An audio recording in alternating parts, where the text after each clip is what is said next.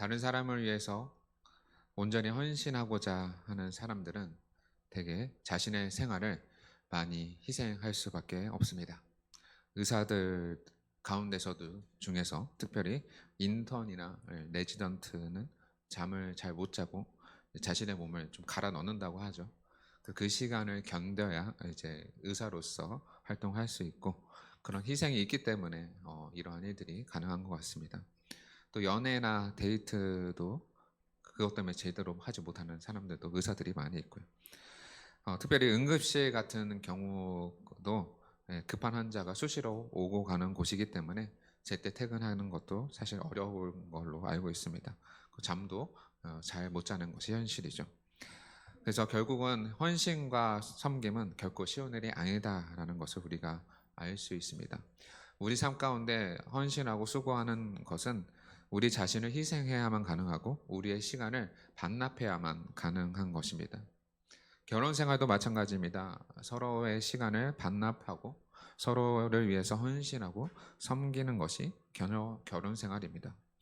또 자녀가 생기면 부모 역시도 자신의 시간을 반납해서 자녀를 키우는데 이를 헌신하는 것입니다.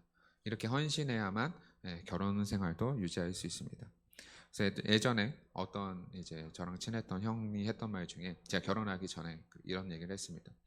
결혼하기 전에는 그러니까 연애하기 전에는 제 시간이 100% 내 시간이었다면 연애하고 나서는 50%를 그 데이트 상대한테 줘야 되고 결혼하면 70%를 결혼한 것에 쏟아야 되고 아기를 낳으면 100%의 자기 시간을 쏟아야 한다. 그렇죠. 결국 제 시간이 없다는 소리죠. 그런 것처럼 헌신해야만 이 모든 것이 가능하다라고 알 수 있습니다. 이렇게 온전히 헌신하고 섬기는 것은 결코 쉽지 않음을 우리는 분명히 알 수 있습니다. 시간을 투자하고 노력해야 하고 그래야만 우리가 온전히 헌신할 수 있듯이 우리가 이렇게 하나님 앞에서도 이런 헌신이 필요한 것입니다. 그렇다고 헌신한다고 해서 그 사람들이 행복하지 않느냐? 이것은 또 별개의 문제죠. 헌신하면서 수고하면서 행복을 느끼는 사람들도 많이 있기 때문에 그렇습니다. 그래서 교회 안에서도 또 가정 안에서도 우리가 세상 안에서도 살아가면서 헌신과 섬김을 통해서 단순하게 우리의 몸만 갈아 넣는 것이 아니라 정말 이것을 통해서 어떻게 하나님 안에서 기뻐하고 행복하고 즐거움을 누릴 수 있을까에 대한 고민 가운데 여러분들이 인생을 살아가시면 간절히 살아갔으면 좋겠습니다.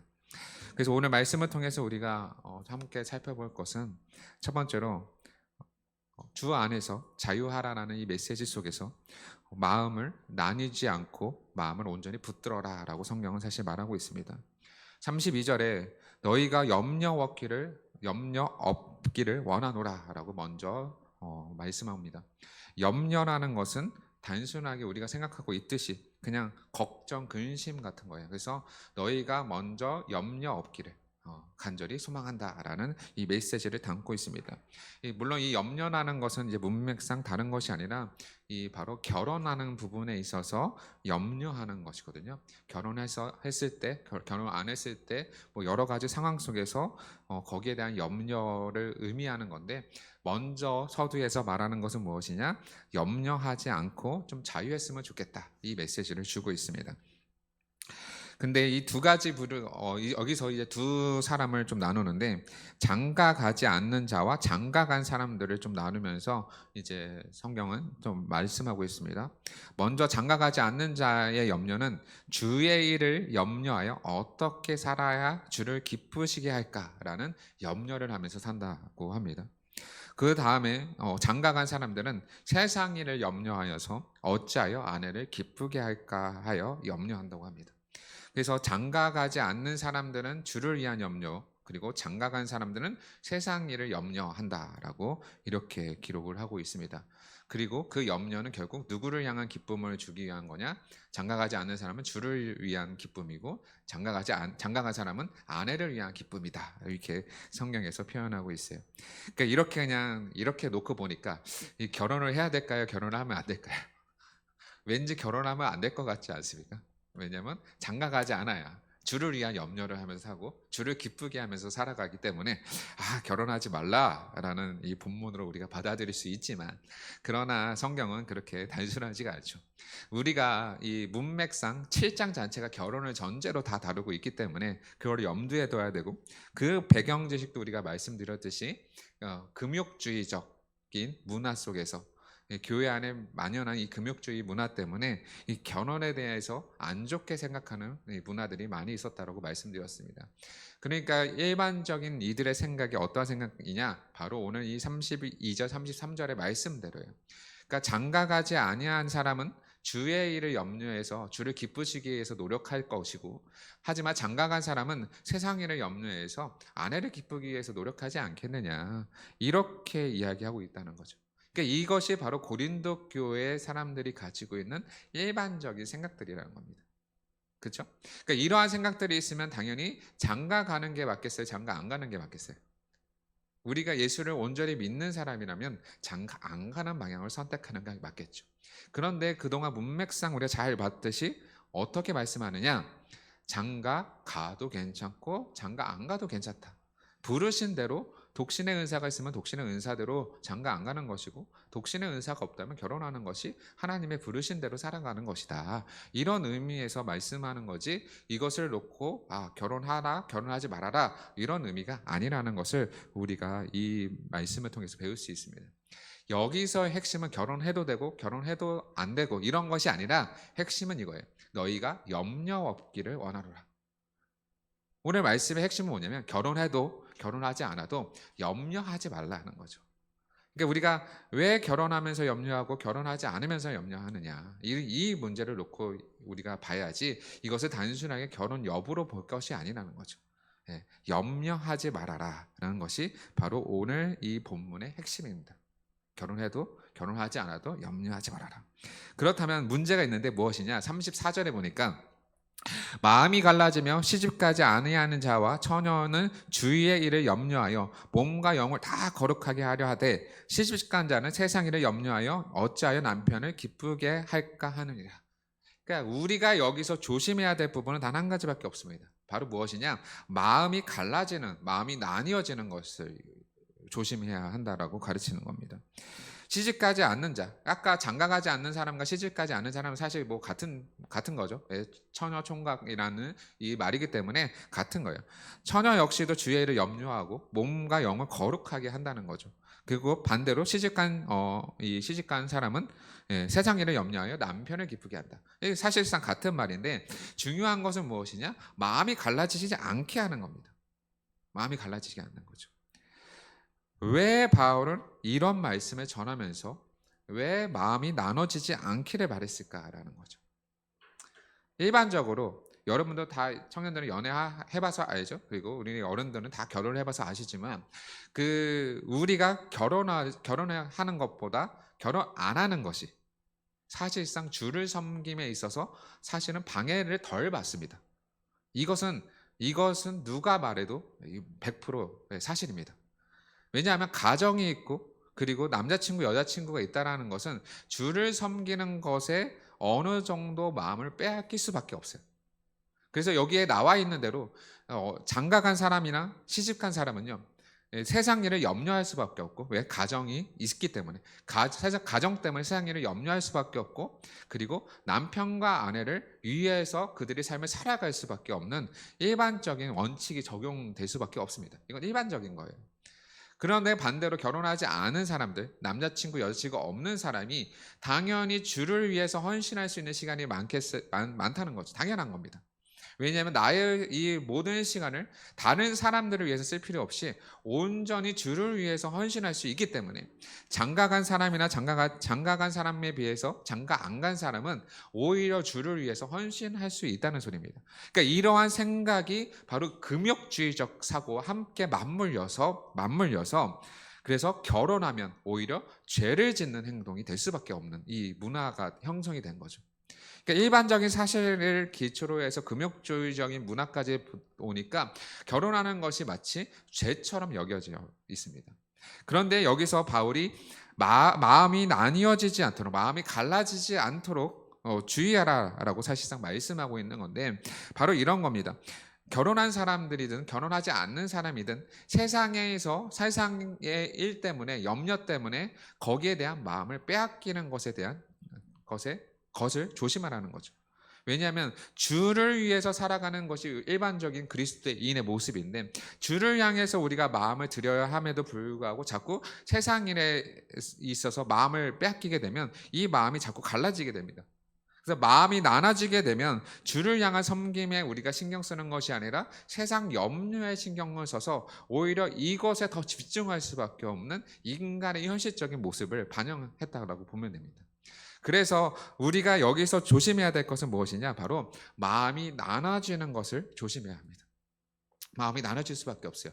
우리가 여러분들이 학교를 졸업하고 직장에 들어가고 그리고 우리가 가정을 꾸리고 자녀를 낳고 키우다 보면 당연히 우리의 모든 마음이 주를 향해서 100% 헌신하는 것이 아니라 자꾸 우리의 마음이 어디로 가느냐? 가정에 가고 세상에 가고 자꾸 이쪽에 빠질 수밖에 없다라는 겁니다. 이것은 성경적으로도 옳지 않습니다. 그러니까 우리가 어떻게 해야 되냐? 이 두 사이에서 마음이 나눠지지 않고 온전히 어떻게 하면 주를 섬기고 어떻게 하면 주를 기쁘시게 할까라는 이 마음이 항상 우리 안에 있어야 되는 거죠. 이게 쉽지 않은 거예요. 예수님의 제자로 산다는 것, 하나님의 자녀로 산다는 것이 바로 이 부분이 어렵다는 겁니다. 일반 예수 안 믿는 사람들은요, 세상에서 염려하는 대로 가정을 위해서, 아내를 위해서, 자녀를 위해서 살아가면 되는 거예요. 이거는 세상 사람들이 하는 일들이죠. 그런데 예수 믿는 사람들은요, 이거 안에서, 이 범위 안에서 어떻게 하면 우리가 여기에 마음이 빼앗기지 않고 어떻게 하면 주 안에서 주를 위해서 열심히 우리가 주를 기쁘게 하면서 살아갈 수 있을까? 이런 고민 가운데 우리의 인생을 살아야 하기 때문에 우리 예수 믿는 사람들이 인생이 더 어려운 겁니다. 쉽지 않은 인생이 될 수밖에 없는 것이죠.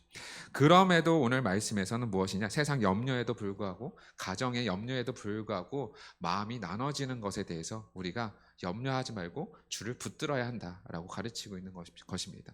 그래서 예수를 믿는 것은 쉽진 않지만 분명히 어려운 길인 것은 저도 알고 있습니다. 그럼에도 불구하고 우리가 마음이 나눠져서 자꾸 세상에 마음을 빼앗기는 것에 대해서 우리가 조심하고 오히려 주를 향한 헌신과 열정과 그리고 주를 기쁘시게 할까에 대한 마음을 붙잡으면서 살아가야 한다라고 오늘 본문에서 우리에게 알려주고 있습니다.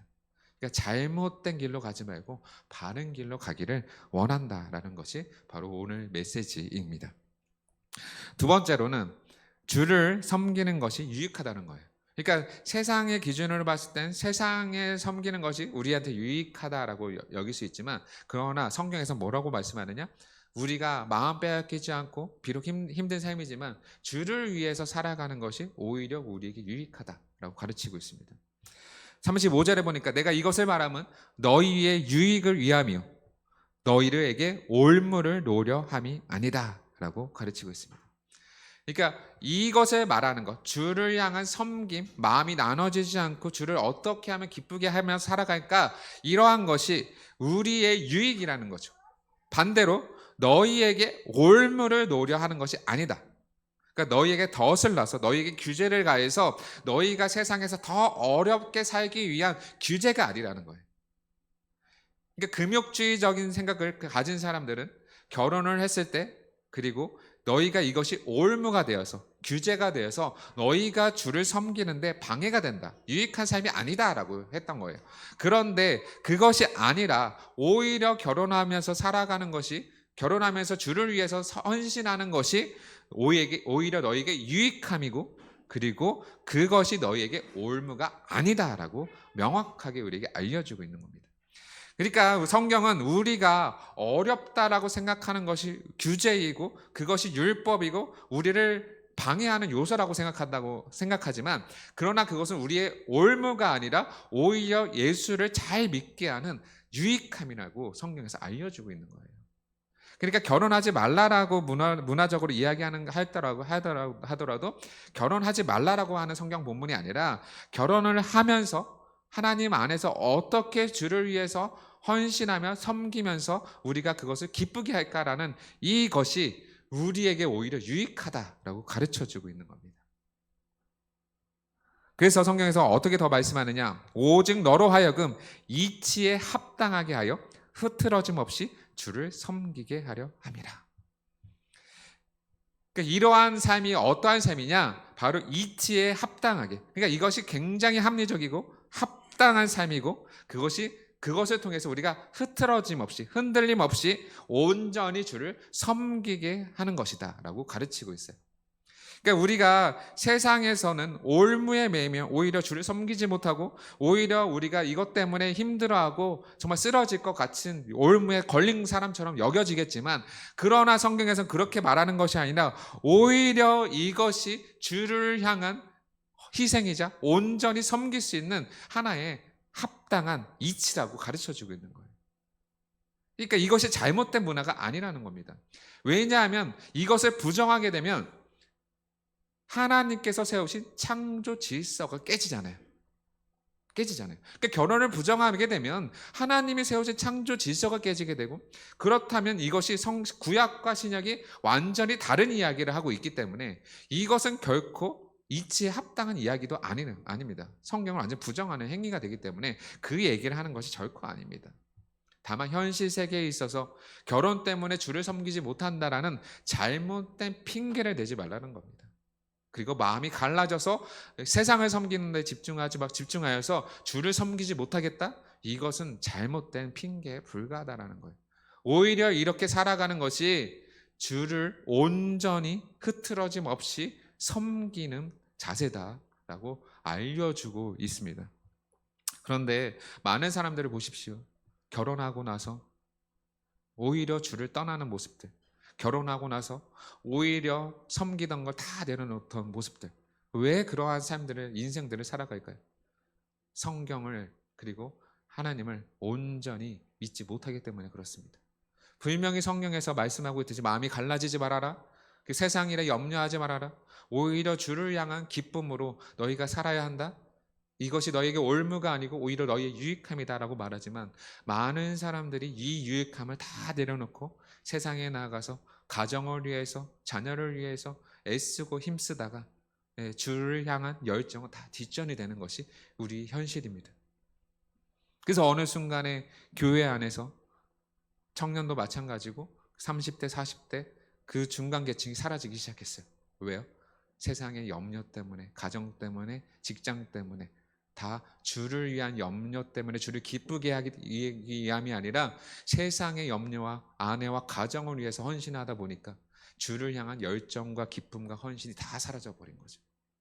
근데 그것이 유익한 일이 아니다라고 성경에서는 말씀하고 있습니다.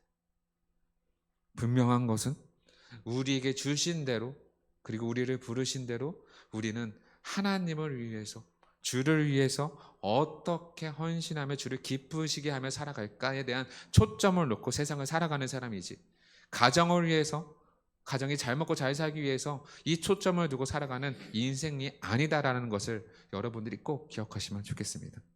그래서 오늘 말씀대로 흐트러짐 없이 주를 섬기는 것이 바로 우리의 유익함이다라는 것을 꼭 기억하시면 좋을 것 같습니다. 그러면서 36절에 그러므로 만일 누가 자기 약혼녀에 대한 행동이 합당하지 못한 줄로 생각할 때 그 약혼녀의 홍기가 지나고 그같이 할 필요가 있거든 원하는 대로 하라. 그것은 죄 짓는 것이 아니니 그들로 결혼하게 하라. 분명히 말씀하죠. 결혼은 죄가 아니다. 그들로 결혼하게 해라. 약혼녀에 대한 행동이 합당하지 못한 줄을 생각할 때 이것은 무엇이냐? 당시 문화적 배경에 의하면 아버지가 이 약혼녀를 결혼시켜야 되냐 말아야 되냐 이 고민 가운데 빠져 있죠. 왜? 죄라고 여겼기 때문에. 그런데 그런 건 죄가 지는 것이 아니고 홍기가 지나도 그들이 원한다면 결혼하는 것이 당연한 창조 질서에 합당한 것이다 라고 분명하게 알려주고 있는 겁니다. 그 문화 속에 속아서 하나님이 만들어 놓은 그 질서와 말씀을 무시하면 안 된다는 거죠.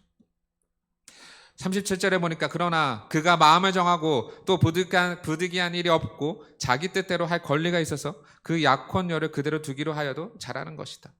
그러니까 바울은 그런 결혼하는 것도 잘하는 것이고 결혼 안 하는 것도 잘하는 것이. 그러니까 이 입장에서 보면은 결혼해도 괜찮고 결혼 안 해도 괜찮다. 이외에 계속 이런 이야기를 하느냐? 결혼하는 것이 죄가 아니다라는 것을 계속 반박하기 위해서 이 얘기를 하는 겁니다. 분명하게 기억해야 돼요. 38절에 그러므로 결혼하는 자도 잘하거니와 결혼하지 아니하는 자도 더 잘하는 거다라고 이렇게 목회적 마인드 그리고 종말론적 관점에서 그냥 이렇게 말씀하고 있는 것입니다.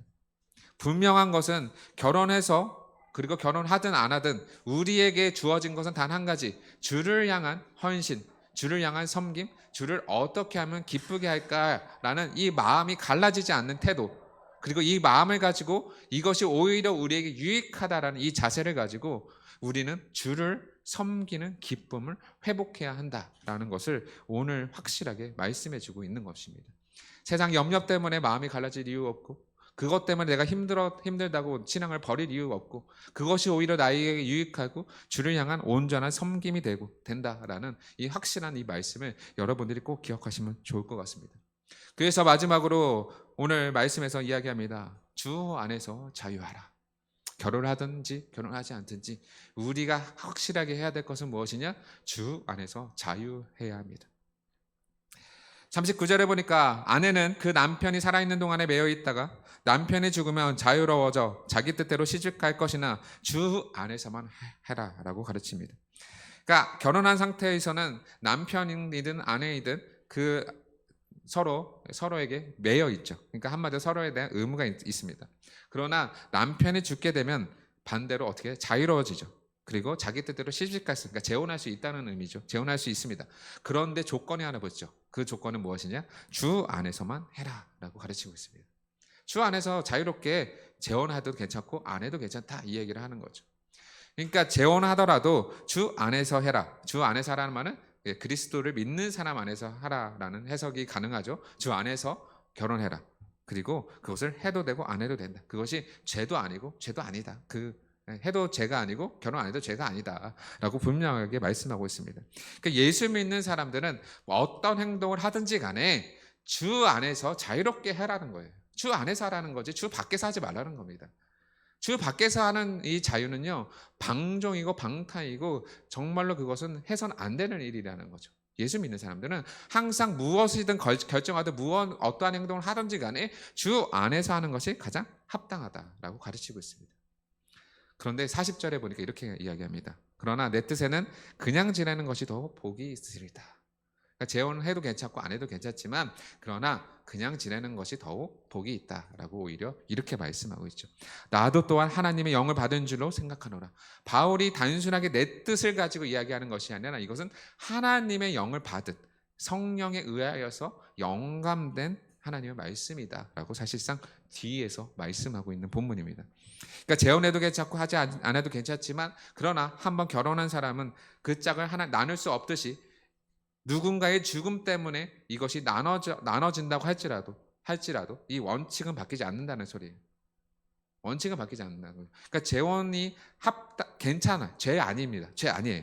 그러나 원칙으로 따지고 보면 남자와 여자는 단 한 번의 결혼만 허용된다는 거죠. 예. 그렇기 때문에 내 뜻에는 그냥 지내는 것이 더 복이 있다라고 이야기합니다. 그렇다고 재혼해서 죄냐? 죄는 아니다. 그러나 다만 무엇이냐? 너희의 이 모든 행동들이 너희의 모든 삶이 주 안에서 자유롭게 하는 것이 더 중요하다라고 가르치고 있는 겁니다. 그렇기 때문에 우리가 오늘 이 본문의 핵심을 꼭 기억하십시오. 주 안에서 여러분들이 자유롭게 하되 주 안에서 하는 것은 죄가 아닙니다. 그러나 어떤 것이 주를 더 기뻐하는 일이고 어떤 것이 주를 위한 섬김이고 헌신인지 여러분들이 그것을 주 안에서 결정하라는 의미예요. 자유롭다라는 것은 그것이 죄가 아니다라는 것을 명확하게 말씀해주는 본문이고 그리고 다만 그 자유가 있다고 해서 마음껏 여러분대로 하라는 것은 아니에요. 다만 주 안에서 그 말은 하나님의 말씀 안에서 여러분의 모든 행동을 결정하라라고 가르치고 있다는 것을 분명하게 기억하시면 좋겠습니다. 그러므로 오늘 말씀을 잘 기억하십시오. 우리의 인생은 뭐든지 주 안에서 하는 겁니다. 주 안에서 세상 일을 염려하지 않는 거고요. 주 안에서 주를 기쁘게 하는 거고요. 주 안에서 마음이 갈라지지 않게 하는 거고요. 그리고 주 안에서 주를 향한 섬김이기 때문에 그것이 우리에게 유익하다라고 우리는 알 수 있습니다. 그리고 마지막으로 이 모든 것이 주 안에서 자유할 때 모든 것이 가능함을 꼭 기억하라는 말씀입니다.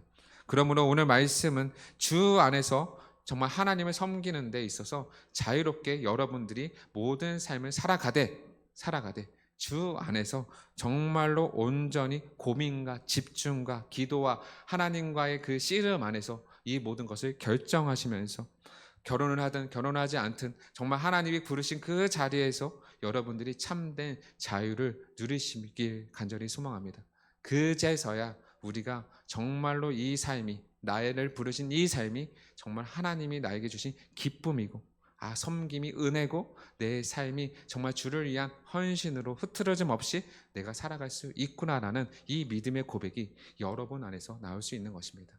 오늘 말씀 꼭 기억하십시오. 주 안에서 자유하라.